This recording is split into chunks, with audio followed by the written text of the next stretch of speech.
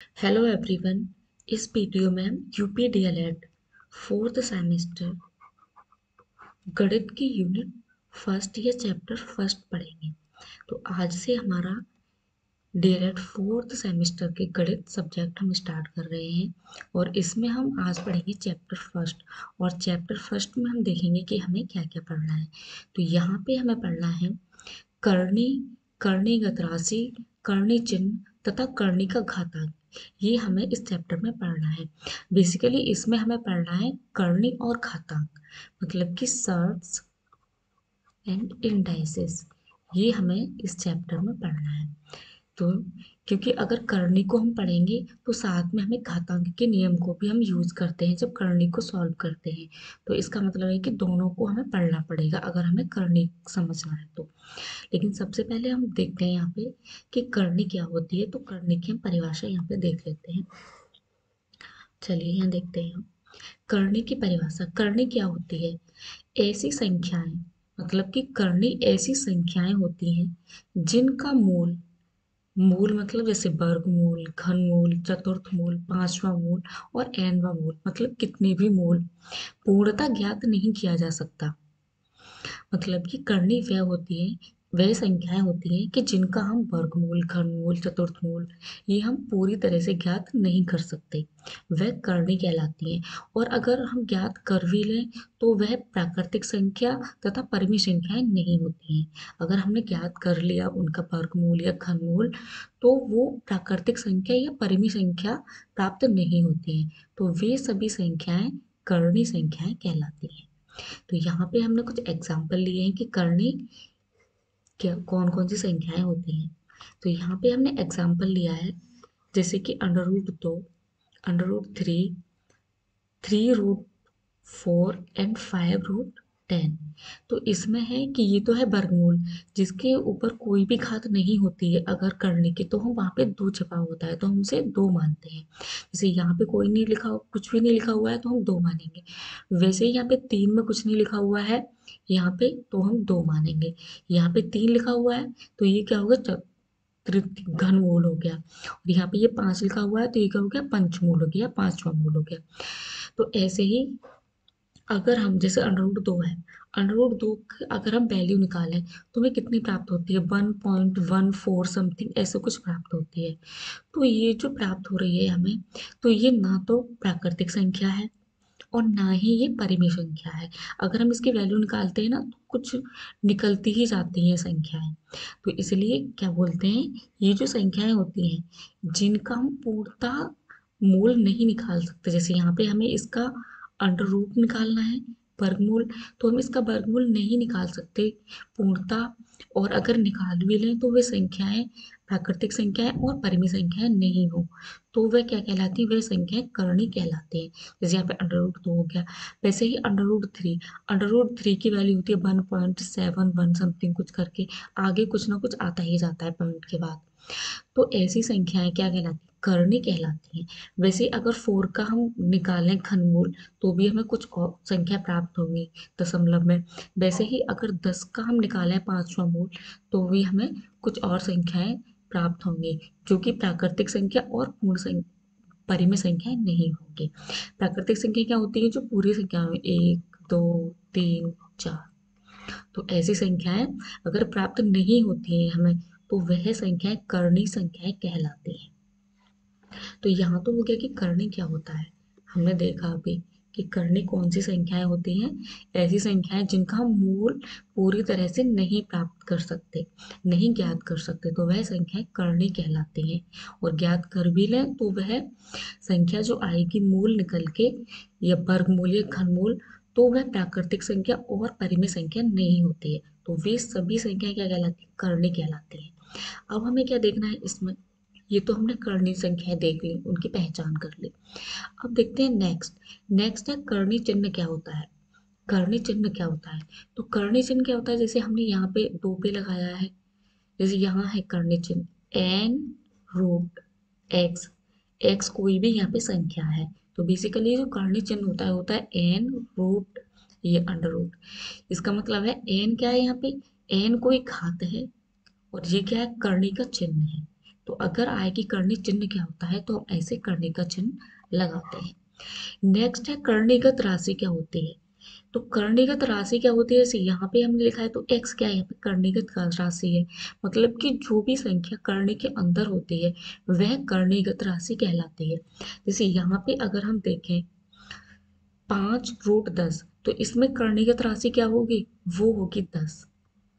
10 क्या होगी यहाँ पे, कर्णीगत राशि, कर्णीगत राशि। और 5 क्या होगा यहाँ पे, 5 होगी घात या कर्णी का घातांक, जो हमने यहाँ पे लिख रखा है n, तो ये क्या हो गया, घात या घातांक बोल सकते हैं कर्णी का। और ये क्या है, रूट। तो ऐसे हम कर्ण ये आता है जैसे ऑब्जेक्टिव में या शॉर्ट क्वेश्चन होते हैं कि कर्णी चिन्ह क्या होता है या कर्णीगत राशि कौन सी होती है, तो लिखने के लिए कि कर्णी के अंदर जो भी संख्या होती है उसे हम कर्णीगत राशि कहते हैं। और कर्णी का घातांक क्या होता है कि कर्णी पर जो भी संख्या घात के रूप में है वह कर्णी का घातांक या कर्णी का घात कहलाते हैं। तो आई होप कि आपके समझ में आया होगा ये इतने पॉइंट कि कर्णी क्या होती है, कर्णी चिन्ह क्या होता है, और कर्णीगत राशि क्या होती है, और कर्णी का घातांक क्या होता है। तो ये हमने देखा अच्छी तरह से। अब हम नेक्स्ट देखते हैं। नेक्स्ट है अब हम कर्णी संख्याओं को पहचानना। अभी हमने देखा कि कर्णी संख्याएं क्या होती हैं। अब हम यहाँ पे क्या करेंगे, कर्णी संख्याओं को पहचानेंगे कि कौन सी संख्याएं कर्णी संख्या होती हैं। मतलब कि अगर संख्या के ऊपर ये कर्णी का चिन्ह लगा हुआ है तो इसका मतलब ये नहीं है कि वह संख्या सभी संख्याएं कर्णी है, नहीं। तो कर्णी कौन सी संख्या होती है, जिनका हम पूरी तरह से मूल नहीं निकाल सकते, वर्गमूल या घनमूल या चतुर्थमूल, तो वह संख्याएं कर्णी संख्याएं कहलाती हैं।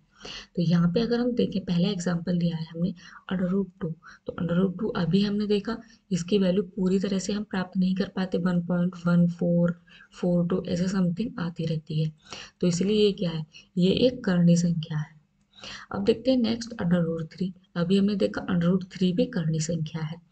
वैसे ही अगर हम 3√4 निकालें तो ये भी क्या है, एक कर्णी संख्या है। इसमें हम इसका पूर्णतः मूल नहीं निकाल सकते, मतलब ये क्या है, घन। अगर हम 4 का घनमूल निकालें तो पूर्णतः हम नहीं निकाल सकते। अब देखते हैं 4। 4 में है 5√16, अगर हम इसका भी निकालें तो पूर्णतः नहीं निकाल सकते। अगर हम मान निकालें 16 क्या होता है, 2 की पावर 4 होता है 16, और ये जो घात होती है वो यहाँ पे आ जाती है 1/5। तो अगर हम निकालें तो पूरी तरह से हम ये 4 गुणा 1/5, मतलब 2 की घात कितना प्राप्त हो रहा है हमें, 2 की घात 4/5। हम इसे पूरी तरह से इसका जो फिफ्थ मूल है, मतलब कि पांचवा मूल है, वो हम नहीं निकाल सकते। तो ये भी संख्या क्या कहलाएगी, कर्णी संख्या। अब देखते हैं नेक्स्ट, हमने काफी एग्जाम्पल लिए हैं। नेक्स्ट है 4√9, तो इसे भी हम पूरी तरह से नहीं निकाल पाएंगे। जैसे अगर हम देखें यहाँ पे क्या होता है, 3 9 क्या होता है, 3 की घात 2, और ये जो करनी कितनी है, 1/4, क्योंकि यहाँ पे जो भी घात होती है वो अगर हम पावर में लिखते हैं तो 1 के बटे में आ जाती है, तो ये भी एक करनी संख्या है। अब देखते हैं यहाँ पे नेक्स्ट एग्जाम्पल √4। तो √4 का अगर हम वर्गमूल निकालें, यहाँ पे कुछ नहीं लिखा हुआ है तो इसका मतलब इसका हमें वर्गमूल निकालना है। तो अगर हम 4 का वर्गमूल निकालें तो हमें क्या प्राप्त होगा, निकाल के देखते हैं। 4, 4 को अगर हम 2 में वो करें तो कितना होता है, 2 की पावर 2, और इसकी अगर घात लगाएं हम यहाँ पे 2 हो तो 1/2 ही आ जाएगा। अगर हम आगे से सॉल्व करें तो 2, ये जो घात है इसके साथ गुणा में आ जाएगी, तो 2 गुणा 1/2, 2 से 2 ये कैंसिल हो जाएगा, तो क्या आ जाएगा, 2। तो इसका क्या है, 4 का वर्गमूल हमें कितना प्राप्त हुआ, 4 का वर्गमूल प्राप्त हुआ हमें 2। तो इसका मतलब क्या है, यह एक कर्णी संख्या नहीं है, मतलब कि बेसिक बेसिक यहाँ पे कर्णी लगी हुई है, लेकिन फिर भी ये कर्णी संख्या नहीं है, क्योंकि हमने इसका जो वर्गमूल है वो पूर्णता से प्राप्त कर लिया है। √4 का जो वर्गमूल कितना प्राप्त हुआ हमें, 2। तो इसीलिए ये क्या है, एक कर्णी संख्या नहीं है। अब देखते हैं नेक्स्ट एग्जाम्पल। नेक्स्ट एग्जाम्पल में है √9। अगर हम √9 को देखें, मतलब कि 9 का अगर हम वर्गमूल निकालें तो कितना होता है, 3 होता है। क्योंकि एक तो हम इस तरह अभी मैंने दिखाया है, इस तरह से निकाल सकते हैं हम पावर लगा के, और अगर दूसरी तरह से हम निकालें तो वर्गमूल हम कैसे निकालते हैं? वर्गमूल का क्या मतलब होता है? दो घात यहाँ पे, तो जो संख्या गुणा करके, जैसे 3 को कैसे लिख सकते हैं, 3 गुणा 3, तो यहाँ पे इसके दो जोड़े हैं, तो जो दो जोड़े में से हम एक जोड़ा बाहर निकाल लेते हैं तो कितना आ जाएगा 3। तो इसके जो वर्गमूल है 9 का हमें कितना प्राप्त हुआ 3। तो यहाँ पे भी हमने पूर्णतः इसका वर्गमूल प्राप्त कर लिया। इसका मतलब ये भी एक कर्णी संख्या नहीं है। वैसे ही देखें हम यहाँ पे नेक्स्ट एग्जाम्पल है 3√8, मतलब हमें 8 का घनमूल निकालना है। तो 8 का घनमूल निकालने के लिए हम क्या करेंगे, यहाँ पे या तो हम 8 को डिवाइड कर देंगे, पार्ट में तोड़ देंगे 8 को। जैसे यहाँ पे है 3 घन घनमूल, तो 8 को 2 गुणा 2 गुणा 2। तो घनमूल कब निकालते हैं हम? 3 के जोड़े से निकालते हैं। 3 के जोड़े में से एक संख्या को हम निकाल देते हैं, तो वह उस संख्या की घनमूल कहलाता है। तो यहाँ पे 2 क्या है, 3 के जोड़े में है, तो इसलिए 2 क्या हो गया, इसका घनमूल हो गया। तो इसका भी हमने पूर्णतः घनमूल निकाल लिया। 2 क्या है, एक प्राकृतिक संख्या है, तो इसका मतलब ये संख्या भी एक कर्णी संख्या नहीं है। अब देखते हैं नेक्स्ट एग्जाम्पल। नेक्स्ट है कर्ण, हमें घनमूल निकालना है 27/64 का। अगर हम इसका घनमूल निकाला है तो 27 किसका होता है, 27 होता है 3 का। अगर हम 3 की घात 3 लिखें तो कितना हो जाएगा ये 27। वैसे ही अगर हम 2 की घात कितना हो जाएगा 64, 2 2 2 2 2 दूनी 4 दूनी 8 दूनी 16 दूनी 64, तो ये प्राप्त हो जाएगा हमें 2 की घात 5। 2 की घात 5, या फिर हम लिख सकते हैं 4 की घात 3। ये 4 की घात 3, जैसे दो 4 की अगर हम 3 बार गुणा करें तो कितना प्राप्त होगा हमें, 4 गुणा 4 गुणा 4, 4 चौक 16, 16 चौका 64। तो हमें निकालना क्या है, घनमूल। तो इसीलिए हम क्या लिखेंगे यहाँ पे, 4 की घात 3। यहाँ पे अगर हम 4 की घात 3 लिखेंगे और ये निकालना क्या है हमें, घनमूल, तो 1/3। अगर हम इसको आगे सॉल्व करें तो हम कैसे सॉल्व करेंगे इसको, अलग अलग इसको लिख लेंगे हम। 3 की घात 3, ये जो घात है यहाँ पे गुणा में आ जाएगी, तो 1/3, और यहाँ पे बटे में 4 की घात 3 गुणा, ये जो घात है इसके गुणा में आ जाएगी, तो 1/3। तो इस 3 से ये 3 कैंसिल हो जाएगा घात वाला, और इस 3 से ये 3 कैंसिल हो जाएगा। तो हमें कितनी संख्या प्राप्त होगी, वो होगी 3/4। तो इसका जो घनमूल हमें प्राप्त हुआ है 27/64 का, वो कितना हुआ है 3/4। तो ये 3/4 क्या है, एक परिमेय संख्या है, एक परिमेय संख्या है। इसीलिए ये संख्या क्या है, ये एक कर्णी नहीं है, क्योंकि हमने इसका पूरी तरह से जो इसका घनमूल है वो प्राप्त कर लिया है। तो क्या है, 3√27/64 क्या है, एक कर्णी संख्या नहीं है। अब देखते हैं नेक्स्ट एग्जाम्पल। नेक्स्ट लिया है हमने 4√16। अगर हम इसका चतुर्थ मूल निकालें तो कैसे निकालेंगे, ये जो 16 होता है वो कितनी घात होता है, मतलब अगर हम दो में अगर 16 के हम गुणनखंड करें तो कितना आ जाएगा, 2 8 16, 2 चौक 8, और 2 से फिर करेंगे 2 दूनी 4 और 2 एकम 2, तो 1 2 3 4, तो 2 की घात कितना आ रहा है 4। तो यहाँ पे 2 की घात कितना आ रहा है 4, और ये जो घात है 4 चतुर्थ मूल, वो कितना जाएगा 1 के बटे में, तो 1/4। तो हम कैसे प्राप्त कर लेंगे, 4 गुणा 1/4, ये जो घात है गुणा में आ जाती है, तो 4 से 4 कैंसिल हो जाएगा। तो इसकी जो वैल्यू है वो हमें कितनी प्राप्त हुई, 2। तो इसका मतलब इसकी भी हमें पूरी वैल्यू प्राप्त हो गई है। इसका जो चतुर्थ मूल है वो हमने ज्ञात कर लिया है, वो कितना है 2। और 2 क्या है, एक प्राकृतिक संख्या है। तो इसीलिए 4√16 जो है वह एक कर्णी संख्या नहीं है। तो हमने यहाँ पे कई सारी संख्याएं ली और उनमें देखा कि कौन सी संख्या कर्णी संख्या है और कौन सी नहीं है। तो ऐसे हम कर्णी संख्याओं को पहचान सकते हैं। अगर पेपर में आए कि कौन सी कई सारी संख्याएं दे रखी हों कि इनमें से कर्णी संख्याएं कौन सी हैं, तो अगर हमें पहचान के लिखनी हो तो हम इस तरह से उनको पहचान सकते हैं। तो ऐसे हम कर्णी संख्याओं को पहचान सकते हैं। अब देखते हैं नेक्स्ट। नेक्स्ट है घातांक के नियम, क्योंकि इसमें हमें घातांक को भी पढ़ना पड़ेगा, तभी हम क्या होता है करनी और घातांक दोनों का एक साथ ही यूज होता है। तो इसीलिए घातांक का क्या है करनी में भी यूज होता है, इसीलिए हम घातांक को भी यहाँ पे देखेंगे। तो सबसे पहले हम देखेंगे कि घातांक के कुछ नियम। यहाँ पे अब हम देखेंगे घातांक के नियम। तो घातांक के नियम में पहला नियम हम देखेंगे कि ए की पावर एन गुणा ए की पावर एन है, तो उसको हम कैसे लिख सकते हैं, ए की पावर एम प्लस एन। मतलब अगर आधार पर, तो ये क्या होता है आधार, ए क्या है यहाँ पे आधार, और एम क्या है घात या घातांक बोल सकते हैं इसे। मतलब कि जो संख्या नीचे होती है उसे हम आधार बोलते हैं, और जिसके ऊपर घात होती है, जो घात होती है, उसे हम घातांक या घात बोलते हैं। तो यहाँ पे क्या है, अगर आधार एक जैसा हो, जैसे यहाँ पे ए है और यहाँ पे भी ए है, और उनकी घात चाहे कुछ भी हो, जैसे यहाँ पे घात ए की घात एम है और यहाँ पे ए की घात एन है, तो और गुणा का चिन्ह हो, तो हम क्या करते हैं इसमें दोनों घातों को जोड़ देते हैं। जैसे यहाँ पे है ए की घात एम गुणा ए की घात एन बराबर ए की घात एम प्लस एन कर देंगे। अगर जैसे हम एग्जाम्पल है, मान के चलिए x है, x की घात 2 है गुणा और x की घात 3 है। अगर हम इसको सॉल्व करें तो क्या लिखेंगे, x की घात लिख देंगे 3 प्लस 2 5, तो ये क्या आ जाएगा इसका सॉल्यूशन हो जाएगा।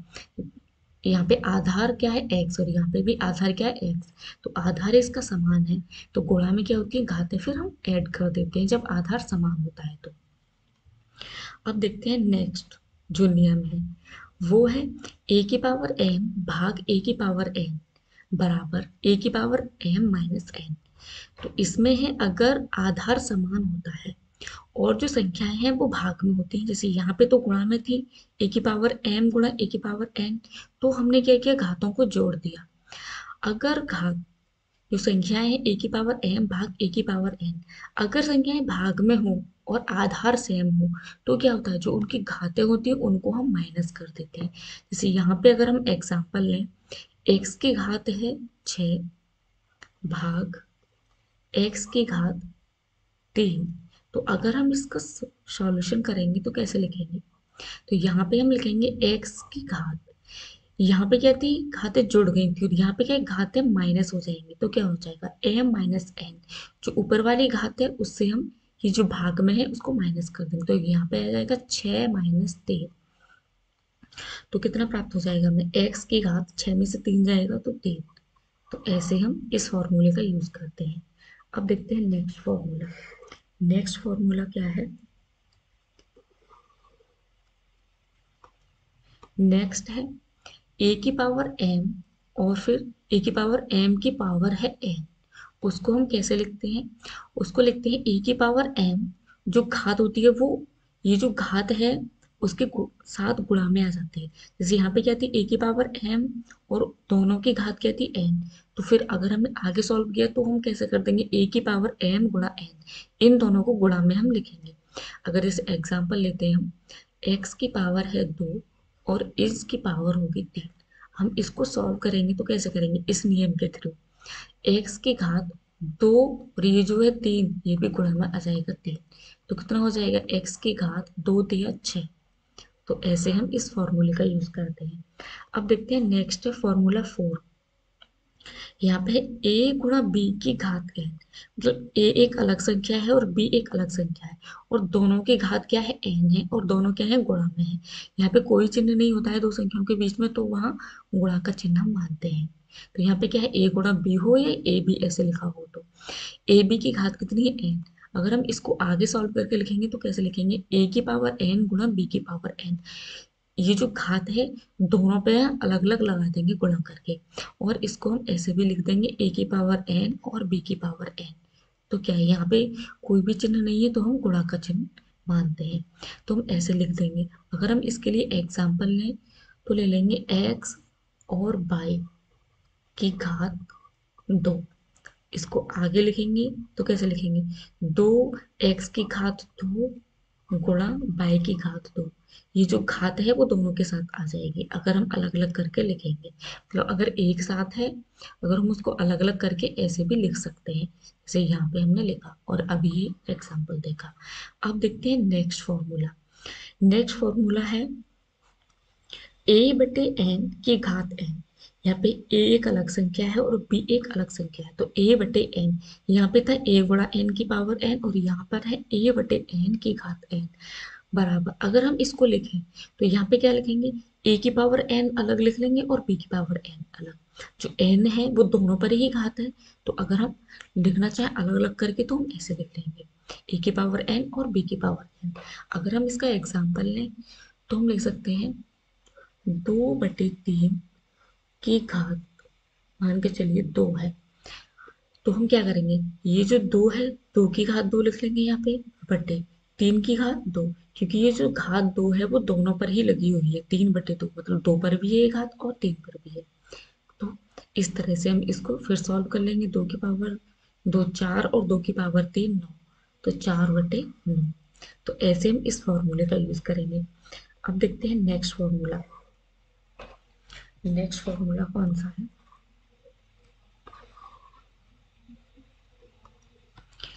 नेक्स्ट है ए की पावर 0 बराबर क्या होता है 1। मतलब कि कोई भी संख्या है अगर उसकी पावर 0 है तो उसकी वैल्यू हमेशा क्या होती है 1 के बराबर। जैसे अगर 2 की पावर 0 है तो इसकी वैल्यू क्या होगी 1, अगर 3 की पावर 0 है तो इसकी वैल्यू क्या होगी 1। तो ऐसे हम इसका यूज करते हैं। नेक्स्ट एक फॉर्मूला और होता है, ए की पावर अगर -1 है तो उसको हम कैसे लिखेंगे, उसको हम लिख देंगे 1/a। यहाँ पे माइनस में है ये, अगर हमें इसे प्लस में करना है तो हम 1/a इसको ऐसे लिख देंगे। अगर इसका एग्जाम्पल हम लें, कोई संख्या है 2 की पावर -1, अगर हम इसको प्लस में लिखें तो कैसे लिखेंगे 1/2। तो एक ये फॉर्मूला हो गया। तो यहाँ पे हमने क्या देखा, घातांक के हमने नियम देखे और उनको देखा कि कैसे हम उनको अप्लाई करेंगे क्वेश्चन में। तो घातांक के नियम में हमने यहाँ पे देख लिया और साथ में हमने एग्जाम्पल भी देख लिया। अब इससे रिलेटेड हम कुछ क्वेश्चन देख लेंगे। चलिए यहाँ पे है एक क्वेश्चन हमने लिया है, 125 को आधार 5 के घातांकीय संकेतन के रूप में किस प्रकार लिखा जाएगा। यहाँ पे क्वेश्चन है कि 125 संख्या दी हुई है, उसको आधार 5 बनाकर, मतलब उसका जो आधार है वो 5 होना चाहिए और घातांकीय संकेतन में लिखिए। तो क्या करेंगे, सबसे पहले ऐसे क्वेश्चन के लिए हम सबसे पहले इसके गुणनखंड कर लेंगे, जो भी संख्या दी हुई होती है। तो 125 के हम गुणनखंड कर लेंगे, इसको 5 से डिवाइड करेंगे, 5 दूनी 10 और यहाँ पे बच जाएगा 2 तो 25, 5 पंजे 25, और फिर 5 से करेंगे 5 पंजे 25, फिर 5 से करेंगे 5 एकम 5। तो यहाँ पे जो इसके गुणनखंड आए वो कितने आए 1 2 3, तो उसको हम ऐसे लिख लेंगे जैसे हमने यहाँ पे लिखा 125 बराबर 5 गुणा 5 गुणा 5। अब क्या करेंगे, घातांक रूप में लिखने के लिए यहाँ पे 5 है, कितनी बार है 3 बार, 1 2 3, तो जितनी भी बार होता है उसकी उतनी ही घात लिख देते हैं। जैसे यहाँ पे 5 कितनी बार है, 5 की घात 3 3 बार है, तो यहाँ पे क्या हो गया, ये घातांक के रूप में लिख गया। आधार क्या है इसका 5 है और घातांक कितना है 3। तो ऐसे अगर क्वेश्चन आता है तो हम इसको इस तरह से उसको हम लिख सकते हैं घातांक के रूप में। कोई भी संख्या अगर हमें दी हुई है तो सबसे पहले हम उसके गुणनखंड करेंगे, गुणनखंड करने के बाद फिर जो भी गुणनखंड आएंगे जितनी बार आएंगे उतनी उसके ऊपर घात लगा देंगे, तो वो उसका घातांक के रूप हो जाएगा। जैसे यहाँ पे 5 का मांगा है तो हमने 5 की घात लिख दी, और में किसी में 2 पर आता है 3 पर आता है, तो ऐसे ही हम उसको लिख सकते हैं। अब देखते हैं नेक्स्ट क्वेश्चन जो कि इसी से रिलेटेड है। नेक्स्ट है 14 × 14 × 14 × 14 कितनी बार है, 1 2 3 4 5 को घातांक रूप में व्यक्त कीजिए।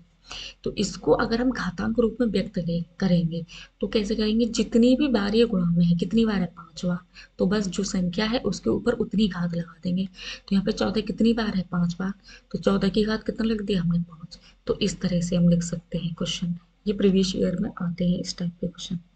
अब देखते हैं नेक्स्ट क्वेश्चन। नेक्स्ट क्वेश्चन है कि 3125 का घातांकी संकेतन लिखिए। तो 3125 का घातांकी संकेतन लिखने के लिए हम क्या करेंगे, जो अभी देखा था हमने कि सबसे पहले हम गुणनखंड करेंगे संख्या के। तो हमने यहाँ पे संख्या का गुणनखंड कर लिए, जैसे 5 से काटा हमने पहले, फिर 5 से, तो जैसे 5 से काटेंगे तो 5 अंक 30, एक बचेगा यहाँ पे, तो कितना बचेगा 12, 5 दूनी 10। फिर यहाँ पे कितना बचेगा 2, तो 5 पंजे 25। फिर 5 से कट करेंगे, 5 एकम 5, यहाँ पे बचेगा 1, तो 5 दूनी 10, 5 दूनी 10, यहाँ पे फिर कितना बचेगा 2, तो यहाँ पे हो जाएगा 25, तो पचम 25। फिर 5 से कट करेंगे, 5 दूनी 10, यहाँ पे 10 तो कट जाएगा, बचेगा 2, और यहाँ पे कितना हो जाएगा फिर 25, तो 5 पंजे 25। फिर 5 से कट करेंगे, पचम 25। फिर 5 से कट करेंगे, 5 एकम 5। तो यहाँ पे जो गुणनखंड है वो हमें कितने प्राप्त हुए, 1 2 3 4 5।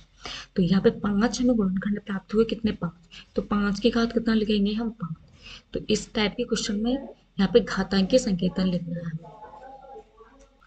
तो इस तरह से हम इस टाइप के क्वेश्चन करेंगे सॉल्व, कि अगर घातांकी संकेतन लिखने को आए तो पहले गुणनखंड करेंगे, फिर उसके बाद जितने भी गुणनखंड आएंगे, जितने भी बार, उतनी उसकी घात लगा देंगे। तो इस तरह से हम इस टाइप के क्वेश्चन सॉल्व कर देंगे। अब देखेंगे हम नेक्स्ट है इसी घातांक के जो हमने फॉर्मूला देखे थे नियम, उससे रिलेटेड क्वेश्चन हम सॉल्व करेंगे। वैसे हमने एग्जाम्पल ले लिए थे, लेकिन फिर भी हम और क्वेश्चन सॉल्व करके देख लेते हैं। जैसे यहाँ पे पहला क्वेश्चन है कि x की घात 5 गुणा x की घात 3 को हल करो। तो कैसे करेंगे, यहाँ पे आधार क्या है, सेम है, तो आधार सेम है और चिन्ह किसका है, गुणा का। तो क्या करेंगे, गुणा में क्या होती है, घातें जुड़ जाती हैं, तो कितना हो जाएगा x, 5 + 3, तो x की घात 8। तो हमने यहाँ पे सॉल्व किया, ऐसे हम इसको सॉल्व कर लेंगे। नेक्स्ट क्वेश्चन है x की घात 7 डिवाइड बाई एक्स की घात 3, मतलब ये भाग में है, तो भाग में क्या होती है, जो घात होती है वो माइनस हो जाती है। तो कितना हो जाएगा, x की पावर 7 - 3, मतलब ऊपर वाली जो घात होती है उसमें से हम नीचे वाली घटाते हैं। अगर नीचे वाली घात ज़्यादा होती है, मान के चलिए यहाँ पे है x की घात 4/x की घात 5, फिर भी हम क्या करेंगे, इस वाली घात में से इसको घटाएंगे, तो x की घात कितनी हो जाएगी, 4 - 5, तो x की घात आ जाएगी -1। घटाने हमें पहली बार ऊपर वाली घात में से नीचे वाली घात को है। तो इस तरह से हम इन क्वेश्चन को सॉल्व कर लेंगे। तो यहाँ पे कितना आ जाएगा, 7 में से 3 जाएंगे तो 4, x की घात 4। अब देखते हैं नेक्स्ट क्वेश्चन है x की घात 3 और इस पूरे की घात 5। तो क्या करते हैं हम, जब ये घात के ऊपर घात होती है तो घात की गुणा कर देते हैं। तो x की घात कितना हो जाएगा, 3 पंजे 15, तो x की घात कितनी आ जाएगी, 15। नेक्स्ट क्वेश्चन है कि एक यहाँ पे कितना है, 40 की घात कितनी है, 0, तो कितना आ जाएगी इसकी वैल्यू 1। अगर किसी भी संख्या की घात 0 होती है तो इसकी वैल्यू क्या होती है, हमेशा 1 होती है। तो यहाँ पे 40 की घात कितनी आएगी यहाँ पे 1। अब देखते हैं नेक्स्ट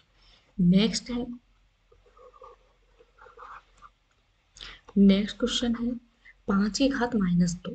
5 की घात -2 बराबर क्या होता है, जैसे हमने अभी फॉर्मूला पढ़ा था पहले, कि अगर x की घात -n है तो कितना आ जाएगा इसका, अगर हम पॉजिटिव में करेंगे तो इसको लिख देंगे 1/x की घात n।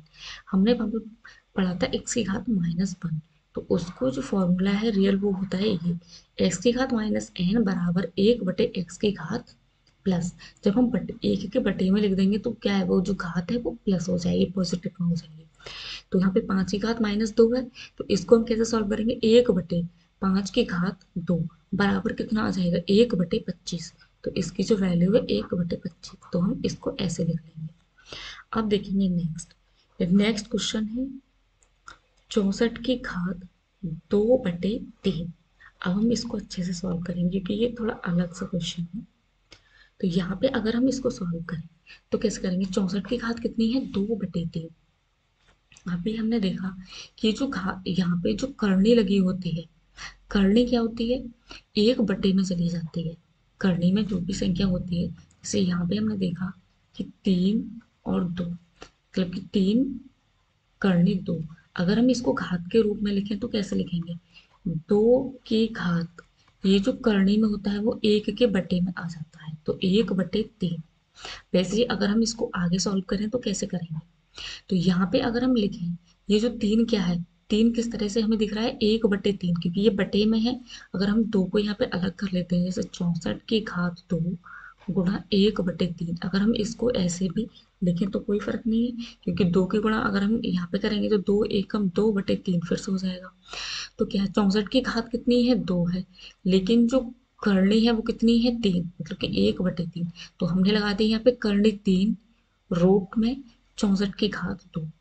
तो अब इसको हम आगे सॉल्व करेंगे। इसको हम इस तरह से भी लिख लेते हैं कि 3 ये हो गया करनी और 64 यहाँ पे अंदर, और ये जो घात है वो इसके पूरे के ऊपर में हम घात लगा देंगे। इस तरह से भी इसको लिखेंगे और इसको हम इस तरह से भी लिख सकते हैं। अब क्या, अब हम इसको आगे सॉल्व करेंगे। कैसे सॉल्व करेंगे? तो सबसे पहले हम सॉल्व करेंगे यहाँ पे कि 3 करनी कितना है 64। अगर हम 64 को देखें, अगर हम 64 के गुणनखंड करें 4 से, तो कितना हो जाएगा 4 एकम 4, और यहाँ पे कितना हो जाएगा 4 छम 24 और 4 4 चौक 16 और 4 4 एकम 4। तो 1 2 3। तो यहाँ पे अगर हम 64 को लिखना चाहें तो हम लिख सकते हैं 4 की घात 3। तो यहाँ पे हमने लिख लिया 4 की घात 3। तो ये कितना है उसमें घन में।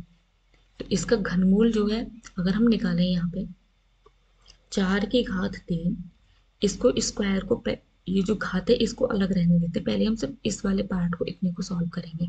तो अगर हम इसको तोड़ के लिखें तो 4 की घात 3 गुणा ये जो करनी है वो किस में आ जाएगी, यहाँ पे गुणा में आ जाएगी, 1 के बटे में आ जाएगी। तो 1/3। तो 3 से क्या हो जाएगा, 3 कैंसिल हो जाएगा। तो बची कितनी संख्या, सिर्फ 4। और ऊपर कितनी है घात 2। तो कितना हो गया 4 की घात 2। तो यहाँ पे कितना हो जाएगा 4 की घात 2 कितना होता है 4 4 का 16। तो कितना आ जाएगा ये 16। तो इसकी जो वैल्यू है वो हमें कितनी प्राप्त होगी 16।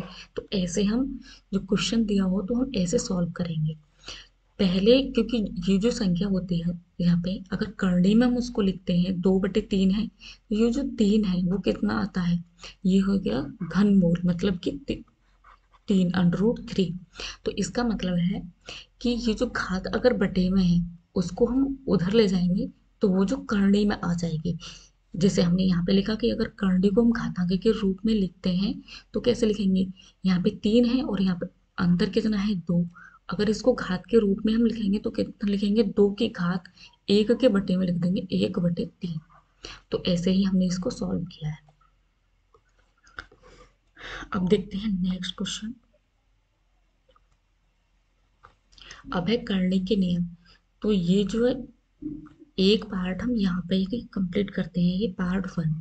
और पार्ट सेकंड है उसे हम करनी के नियम से रिलेटेड देखेंगे, क्योंकि नहीं तो वीडियो काफ़ी बड़ी हो जाएगी। तो इसीलिए इतना हम यहीं तक कम रखते हैं, पार्ट 1 में इतना ही रखते हैं। अब पार्ट सेकंड में हम देखेंगे कि करनी के नियम और करनी के नियम से रिलेटेड क्वेश्चन, और हम वहीं पर हम देखेंगे कि ये जो हमने कन्वर्ट किया था घात से करने में तो कैसे हम कन्वर्ट करेंगे वो, और क्वेश्चन भी हैं उनमें हम सीखेंगे अच्छी तरह से। तो यहाँ पे अभी हमने सिर्फ घातांक के नियम देखे थे, जब हम करने के नियम भी देखेंगे तो और अच्छे से हमारे समझ में आएगा। तो यहाँ पे क्या करते हैं, इसको यहीं पे पार्ट 1 यहीं पे रखते हैं। अब पार्ट सेकंड में और जो इसका बचा हुआ है वो कंप्लीट करेंगे।